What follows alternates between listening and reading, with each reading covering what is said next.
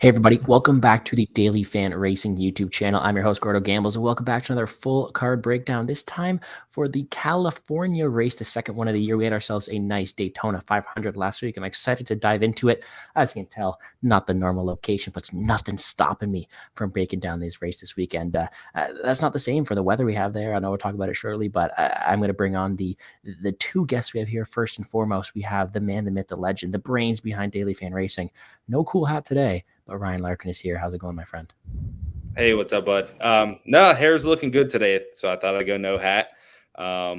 We're doing good. We had a great weekend, so I'm excited to keep going, cover some Cali. Cali is one of my favorite tracks, so that's exciting, and I'm glad to be here with you guys. It's a wonderful experience every Thursday at 9. So poetic, man. Justin, what's going on? Jason, how we doing, my friend? Doing good, man. It's nice to be back in the swing of things, back in the momentum of rolling with NASCAR season, getting to talk about Auto Club here, coming up on the last race on this configuration at Auto Club. So it's kind of monumental, kind of cool to it's kind of bittersweet to see this track go, but it's going to be a fun weekend. We've had some good racing on this old surface, so excited for what we're going to see this weekend. All right. Well, let's talk about last weekend first. We did have ourselves Daytona 500 last weekend, and I'm going to go out there and I'm going to talk about my own personal experience of Daytona because, you know, I am still new to all this. I did join Ryan's season-long contest, so I am in there competing against him. And I did a show with Ryan on Saturday. He goes, whatever you do, play the chalky guys at the back, play the guys at the back, just get the points. And I'm like, no, screw that. I want to win everything, okay?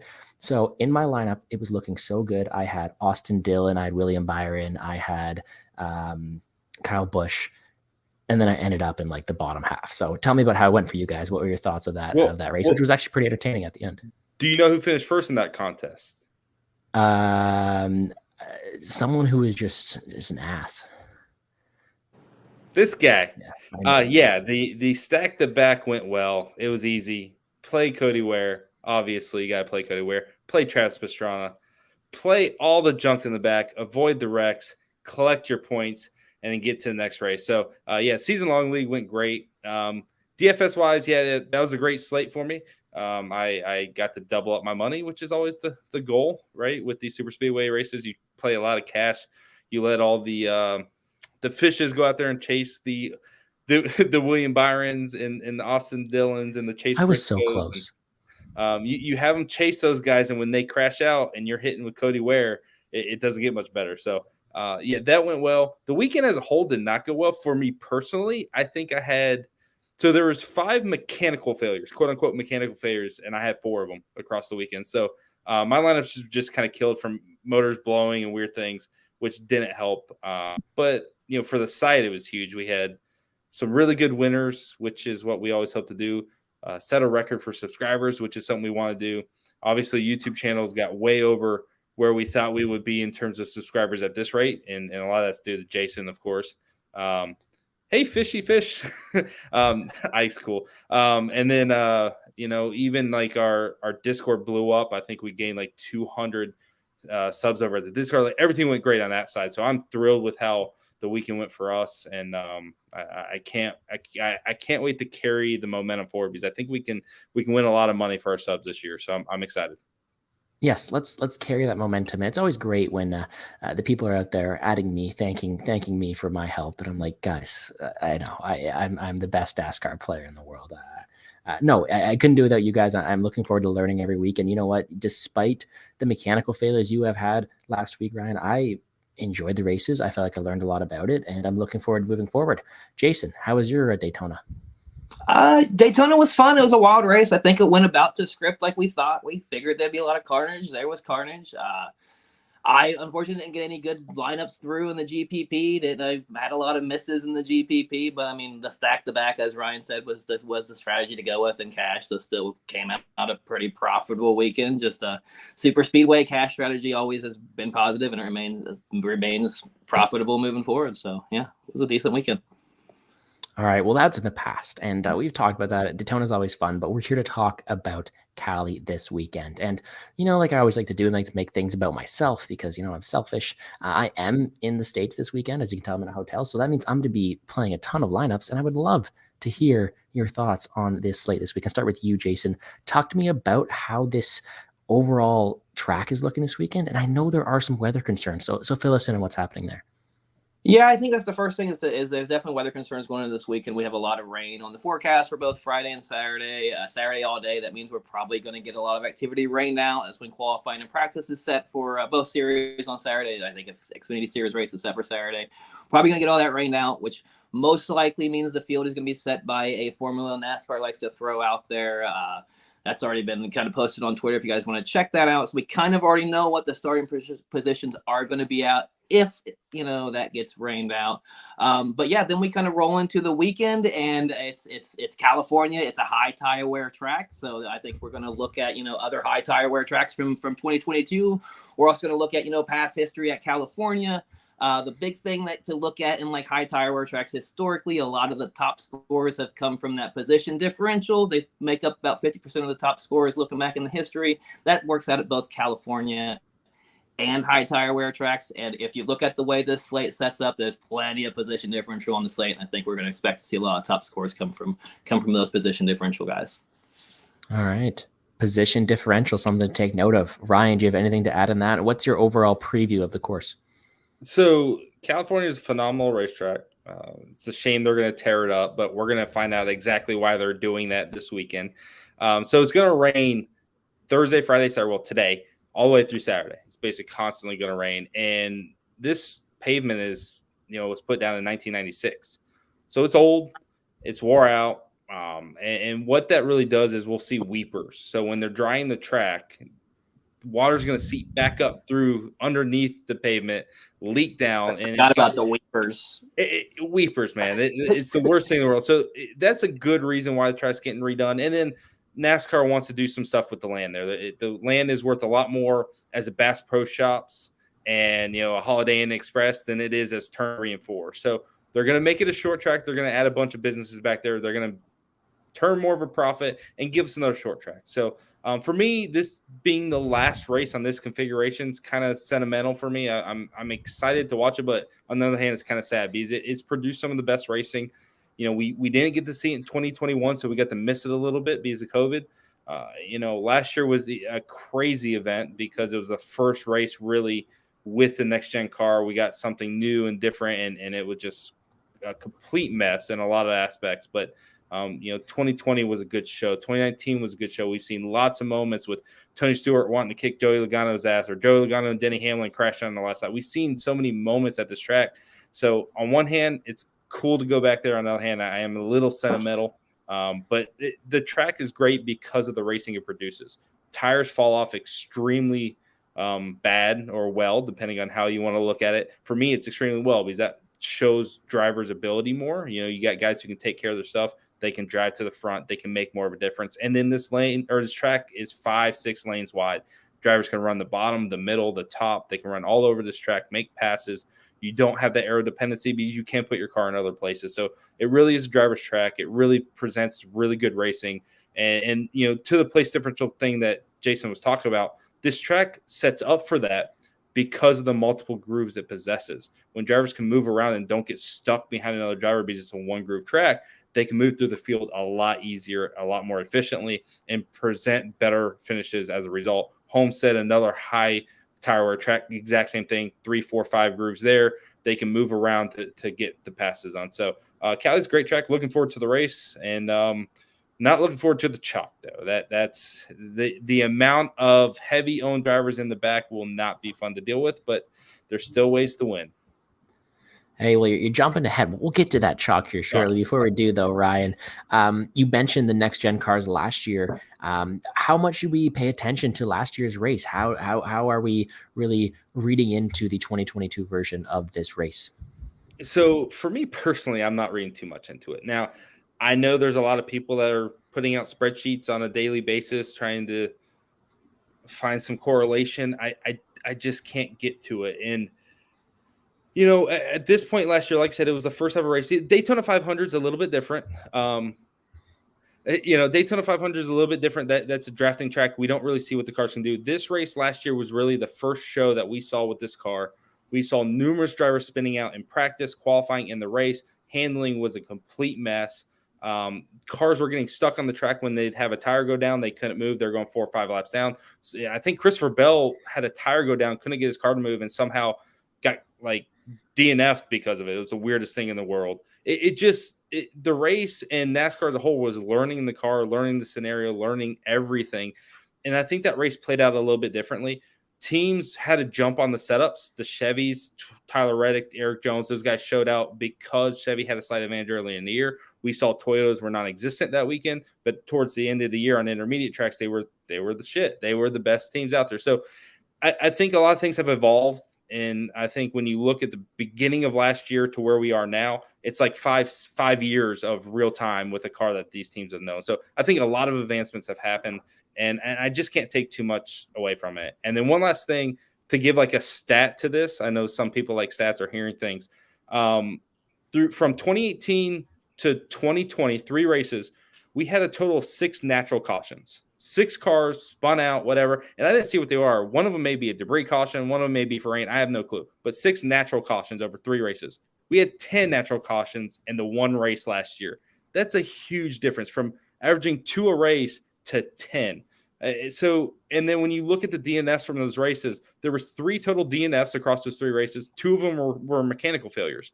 We had 5 DNFs last year. So it's really hard to equate what that means. Maybe this race will be just as crazy. Maybe there'll be 10 cautions. Maybe there'll be, a few DNFs. Maybe that'll give guys viability like Ty Dillon starting in the back. Maybe that gives them some extra viability.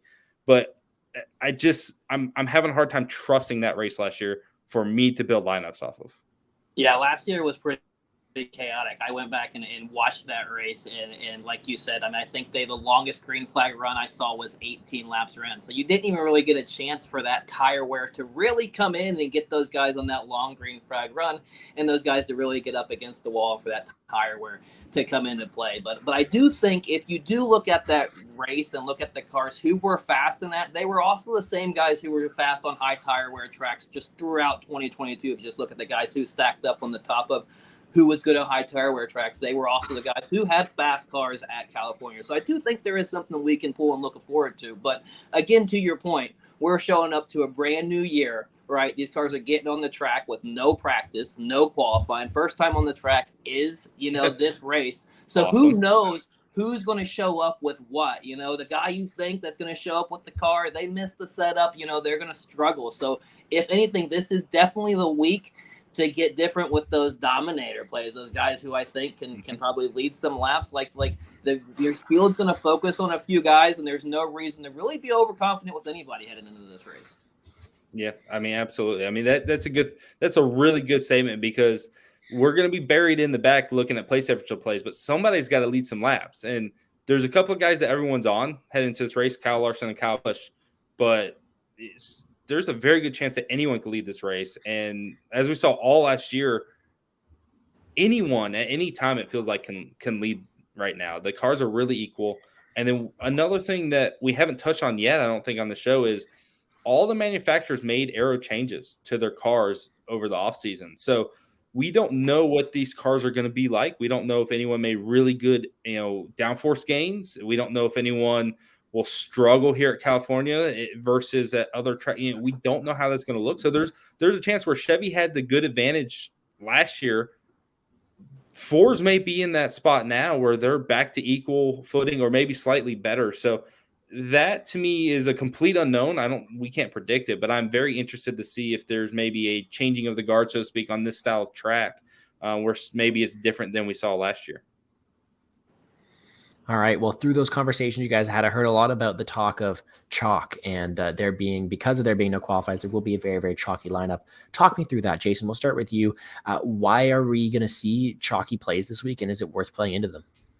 Yeah, basically, the reason we're going to see chalky plays is because the majority of what's the factor that's going into building these lineups, the starting position with the rain out is going to be the finishing position at Daytona and also the owner points position after Daytona. Happens to both be the same number, right? So if you have a car who finished towards the back, they're going to be starting towards the back. So we have a lot of guys, just going to rattle off some big names starting on 30th on back. You have Chase Elliott, Tyler Reddick, William Byron, Austin Dillon starts 28th, Eric Jones, Chase Briscoe. a lot of big names starting towards the back, a lot of position differential out there. And to your point, is it chalk that's worth playing? I mean, it's hard to imagine with this much position differential lined up on the slate. It's hard to imagine that not multiple of these guys end up in the optimal lineup. I mean, it's just going to be a lot of points coming from the back. Now, what combination ends up being the right combination? It's going to be some combination of these guys. So, but yeah, I think you're going to kind of have to lean into the chalk on the position differential play and try to get different with those guys up top. It's probably the strategy to go for this week. Yeah, Ryan, I mean, yeah. Sorry, I'm jumping in. We don't need you right now. You have to lean into it. They're too good. They're too obvious, and because there's 8 or 10 of them, a certain amount are going to hit. Like it's just unless they all somehow crash into each other, they're all you're going to get 3 or 4 out of there. But the good news is the list that Jason came up with was 8, 9 drivers deep, and that doesn't count Chalk Kyle Busch, Chalk Kyle Larson, some other drivers that have some good ownership. So while we can say they're chalky, and part of me wants to catch myself and say if everyone's chalky, then nobody's chalky. Right.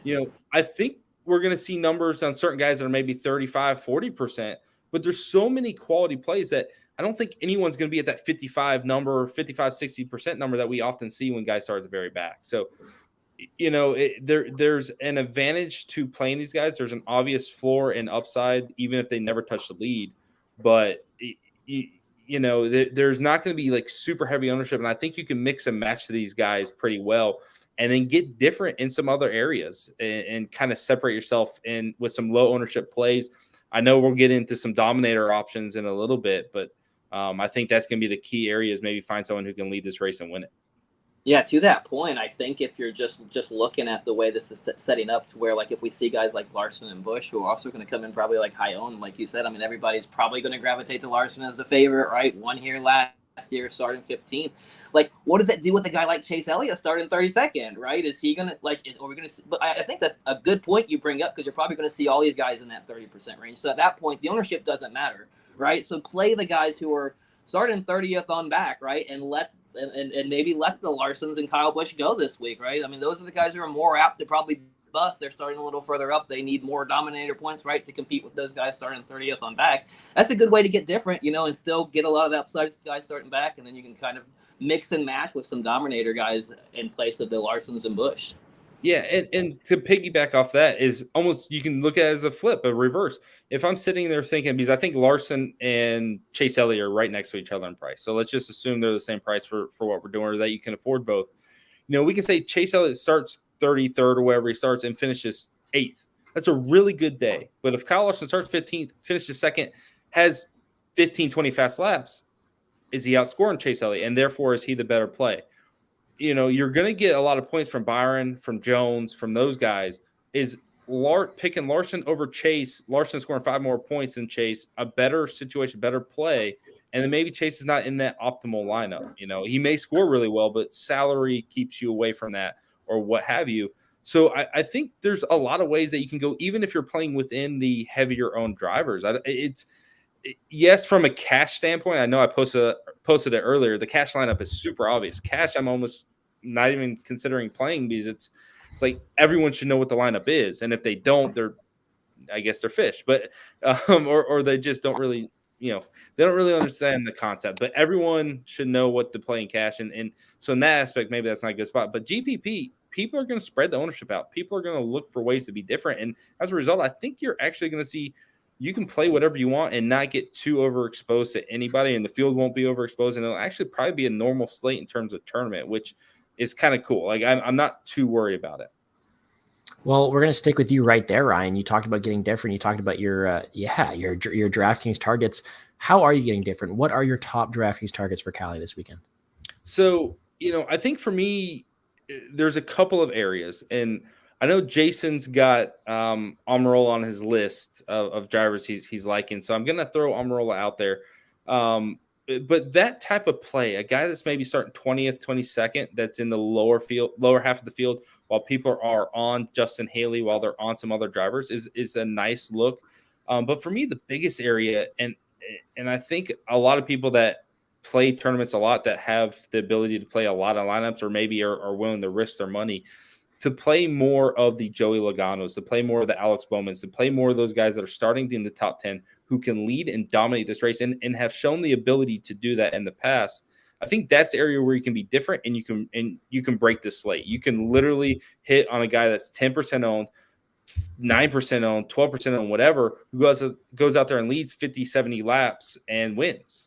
And that would be the guy that outscores Larson, that outscores Kyle Busch, that wins the slate for you, and they're at 10% ownership because everyone's chasing that place differential chalk. So I think for me, it's going to be sprinkling in a lot of those guys, Ryan Blaney, Joey Logano, Alex Bowman, guys that I know have performed here at California, that have performed on this style of track, that are really good and are driving really good cars, that will have the total package going in for this week. So I think that's the area I want to be most different, is potential race dominators. And if Joey Logano doesn't work out, what's he going to do? Finish fifth and score me 45, 50 points? It's not like he's going to kill me. Joey Logano, and I wish I'd kept it up in front of me, but Joey Logano, I think, finished top 5 in 7 of the last 8 races here, some nonsense. So it's not like he's going to kill me unless he crashes out, knock on wood, but you can kind of be different to play like that, who's going to be really low owned on this slate. Yeah, I agree with all that. I think like that's the way to go, right? Is to play the chalk position differential plays, and you can kind of get different with those. Like, I like the call on the Blaney and the Logano, the Penske guys. That Penske has been historically great, at California. It makes sense that they're going to show up. But another guy who I think you can go into there also, Christopher Bell is a guy started on the pole who no one's going to play, right? Who is great on intermediates last year. We didn't really get to see what Toyota did last year, right? We didn't get to see what they had at California. They all struggled. So, Christopher Bell is a guy no one's going to play probably from the pole, who has probably massive upside there, right? And also speaking of, rolling into, I just roll right into my pick here since we're talking Toyotas, right? Another good guy who I think we can go with here is another Toyota counterpart, Martin Truex Jr., a guy who's starting 14th, right? So he gives you a little bit of position differential to go with a potential upside to dominate. The guy he's got second most fast laps in the last 5 races here at California. He's third most fast laps on high tire wear tracks last year. He's a guy who didn't really run well in California the last race. He got in the wall halfway through the race or something like that. So not a lot of eyeballs are going to be on him. Showed up out of the gate pretty strong at the Busch Class. The guy's another guy who I think no one's going to play starting 14th. Who can rise his way to the front. Toyotas might be a good way to get different this week. Yeah. All right. Let me hop in there. Sorry, Gordo, man, you're here. You look good. Let me jump in here on Truex. So Truex is by far the best long-run tire manager in the series over the past 10 years. There's no one better. And Kevin Harvick's phenomenal at it. There's some really good guys at it. Martin Truex has literally made a career on taking care of his tires and winning races. That is what he is so damn good at. We've seen it at Richmond, we've seen it at Homestead, we've seen it, at all these tracks. He knows how to take care of his stuff and compete. So I love that call. I'm nervous about Toyotas, but yeah, that's the type of low-owned play that we're looking for. And maybe he doesn't win. Maybe he finishes 4th and has 20 fast laps. He doesn't have to necessarily lead or win this race to hit. Yeah, and to your point with the Truex in California and the high tire wear, right? He was nothing at California up until 5 years ago, and this track surface really started to get bad, and that's where you see him finally break through with the win, starting to lead some laps to top 5s. He had no top 5s until the last 5 years. So yeah, it really plays into his strengths. I like him. And I'm just checking. You know what? I think I know where I should go right now. I should go right down here. All right, that's better. Okay. Moving on though, I didn't want to, completely ruin the buildup we had for Ryan's pick. So I didn't put up Ryan's banner, but Ryan, do you want to talk through these picks you have written down here? Or I know you mentioned I thought we were going to go level by level here.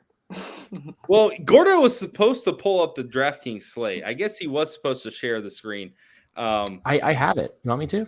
Yeah, let's do that. Get me off of there. Everyone knows I like Reddick. I like Byron. Ty Gibbs is my kind of sneaky-ish play, but so get me off of there and let's look at these. Let's look at these salaries and stuff.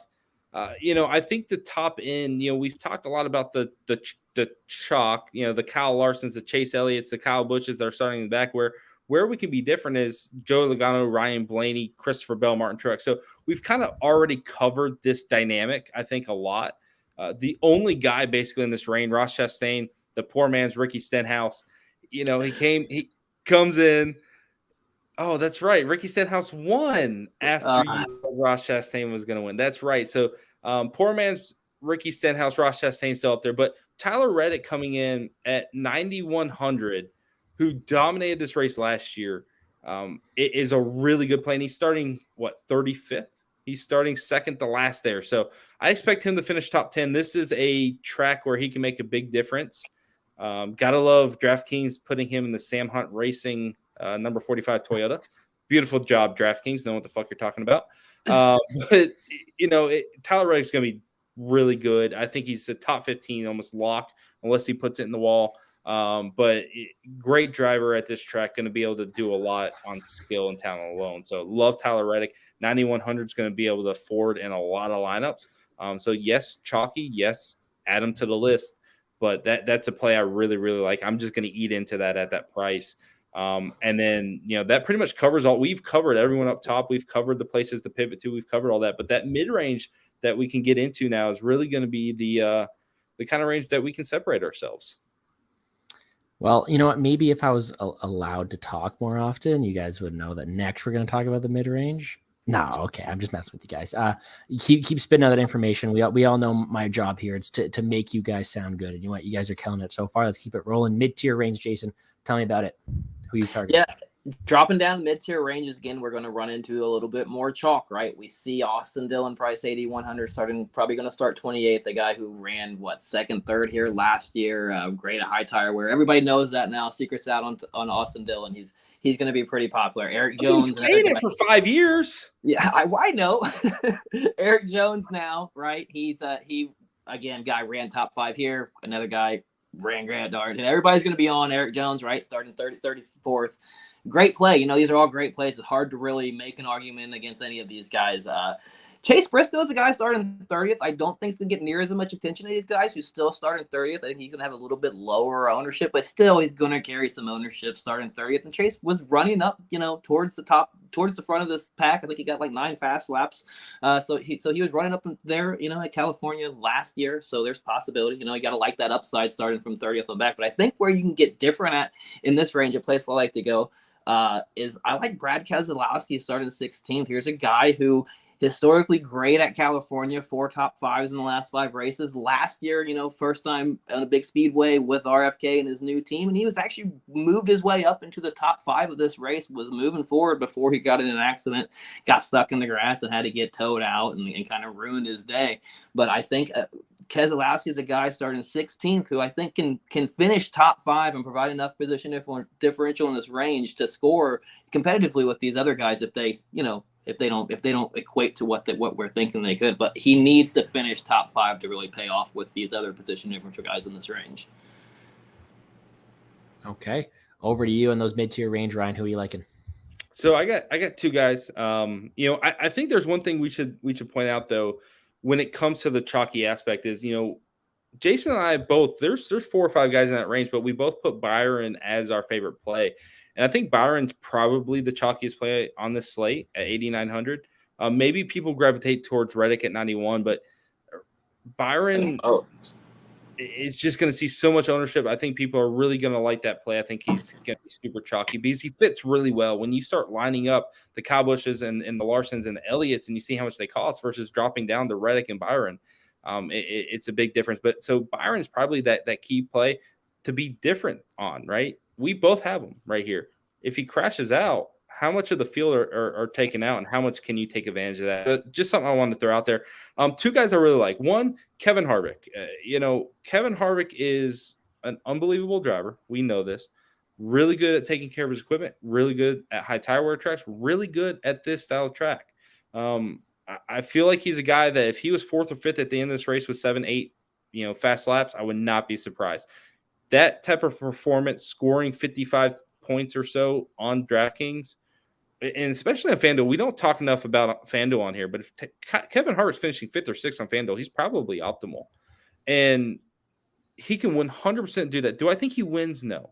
But do I think he can finish 4th, 5th, 6th in that range and be very, very good? Yes.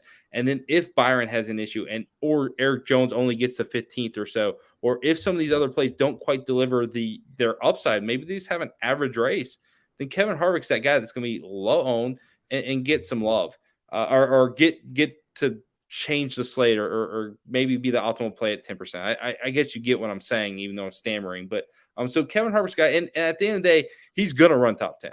Kevin Harvick just doesn't, have a bad race anymore. He's super solid. He's super consistent. So I like taking a shot there. And then the other one for me is Alex Bowman. Alex Bowman, we've harped on it with high tire wear tracks, but Alex Bowman is another guy super good at taking care of his tires.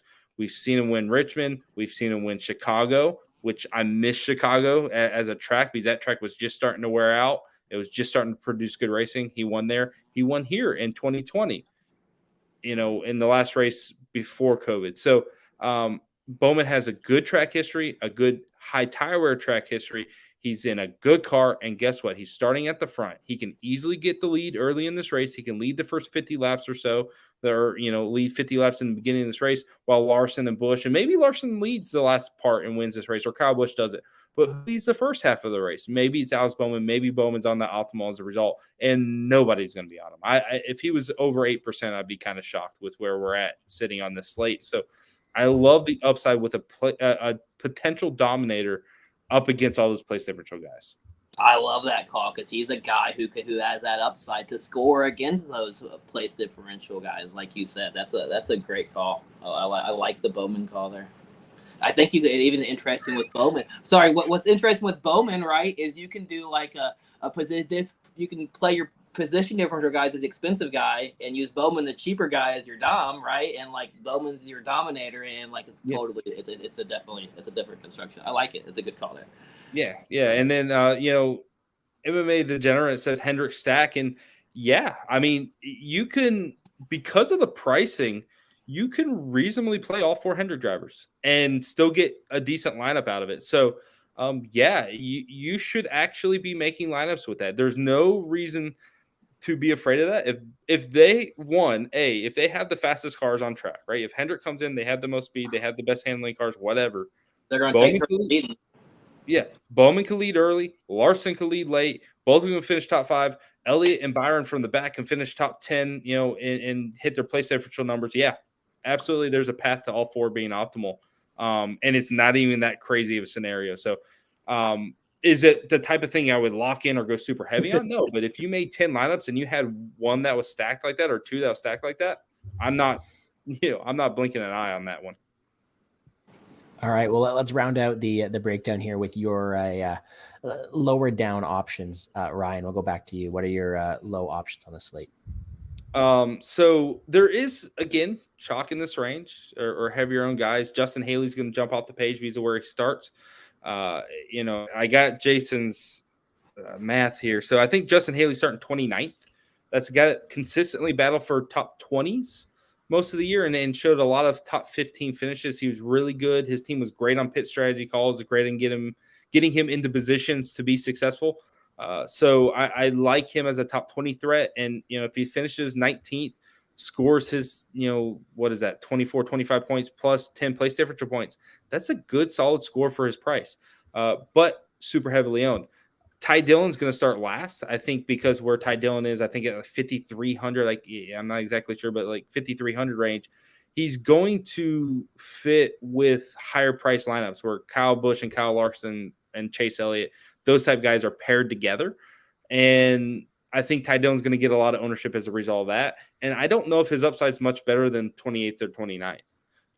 At least if we have a low carnage race like California used to be, I think there's a chance that Ty Dillon's just scoring 25 points, which maybe is enough. Maybe that's all you need, but I'm not sure about his upside. So those are the kind of 2 chalky plays. But the way I wanted to be different was Ty Gibbs. I think it's a scenario where people are kind of I don't want to say off of him as a driver.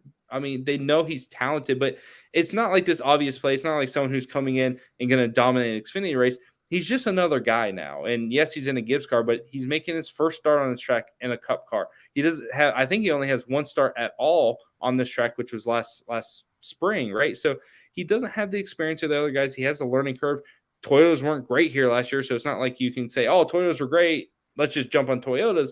So I think there's a scenario where Ty Gibbs is low owned 15%, and that he has that top 15 upside, that he has the ability to score well.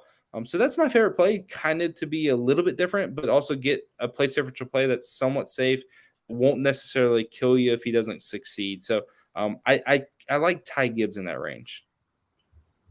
And over to you, Jason. What are your low tier options? Yeah, I like to take Ty Gibbs' call there too. I do definitely got him highlighted. I think, like I said, for all the reasons you say there. But another guy who I like, I know you mentioned him earlier, is Eric Almirola, a guy here starting 6,500 for 6,500, starting 18th. No one's going to play him. Like I said, he's higher priced than these other guys. You got to kind of reach up to him, starting a little bit further in front. But here's a guy, when you look at like his stats at high tire wear tracks last year compared to these other guys in his price range, he's way better than everybody else, right? And the same thing when you look at California, like look at his stats, like he's just way better than everybody else in his price range. California last 5 races, average finish 10.8, 3 top 10 finishes. It's a track he does well at. High tire wears last year, average finish 12.3. So he's just solid guy who, again, can show up, run inside the top 10, finish 6th here last year. If he gets inside that top 10, can push that top 8, top 6. He's going to score what in this value range compared to these other guys starting in the 20th, 22nd, and a Haley starting 28th. So I like Almirola there. And another guy who I think we can mention here, starting a little bit higher price than him, that nobody's going to play, who like initially didn't have a lot of thought coming into playing him, was Ryan Preece starting 26. There's a guy that's position differential that no one's going to play. A way to get difference from upside. I think people are playing. You think? I think people will play him. Preece, you think so? Okay. Yeah, 27th. Stuart Haas car, everyone's going to assume that that's a decent car, top 20 car. They basically are going to see. Custer was low ownership of quite a bit in that car last year, starting there too, right? I mean, I think. Yeah, but no one trusted Custer. No one trusted. It's perception. It's perception. Well, people perceive Ryan Preece as a good driver, and they thought Cole Custer sucked, which in reality they're about the same. I take it back. Right, Ryan Preece would not be a little. I think Haley. I just thought maybe since he's 6,700, right? I mean, he's the more expensive guy in that range. Yes. I think most people will be like, I need the salary. Let me go to Haley here for 20, starting 28th. And maybe that's a good point, because do you want him at 6'7", or do you want Eric Jones? Do you want Austin Dillon? Do you want those guys that are maybe Chase Briscoe that are a little bit more in that 7,500, 8,000 range? Maybe you're wanting to pay up. So there is there's potential. I just think he's going to be 20, 22, 23%. Which I don't want him at that. If he's that, I don't want him. I want him at like 10, right, or around that. Yeah, range. I don't see that being the case. Almirola. All right, well. We're fighting. Let's get that. No, we're talking. We're good. We're learning. I mean, that's good. That's good. If now it's wrong, then I'll say, well, it's Larkin's fault. I knew he'd be low owned. Damn straight. So damn straight. It's always my fault. Well, let's get over to my favorite part of the entire night. This one where I put you guys on the spot and make you do the impossible. Pick a winner. Jason, we're going to start with you. Who is your race winner? Just overall, who you think has a good chance of winning? Guy I like to win today. It's hard not to like Kyle fucking Busch, man. He's in that 8 car that was just a rocket ship here last year. 8 car was awesome on high tire wears. We saw, I mean, even Kyle Busch, he put up a shit ton of fast laps on high tire wear tracks last year. Never really got a chance to run California last year. Had a lot of trouble in that race, obviously. Great at California, 4 wins here. I think just the way he's came out of the gate, I mean, a lot of signs point to Kyle Busch getting out there and getting that victory. Love Kyle Busch. Love it. And over to you, Ryan. Who do you got? Yeah, to me, Kyle Busch is kind of the chalky chalk. We love Kyle Busch. This is the week everyone's slobbering. He ain't the favorite, man. He ain't the favorite. He is the favorite. Every single podcast, every single person I've heard talk about this race has said Kyle Busch. Every single one. I tuned into the betting show for about 15 minutes last night. They all were like, "Oh, Kyle Busch is the greatest thing under the sun," and he may be. Like, I'm not saying he isn't, but man, everyone's on him this week, and I hope it happens to an extent, because I can't wait to get off of him later in the year. But Kyle Busch is the best driver at this track historically. Any statistic you look at, Kyle Busch is the best guy. So picking him to win is logical. He has the most wins here.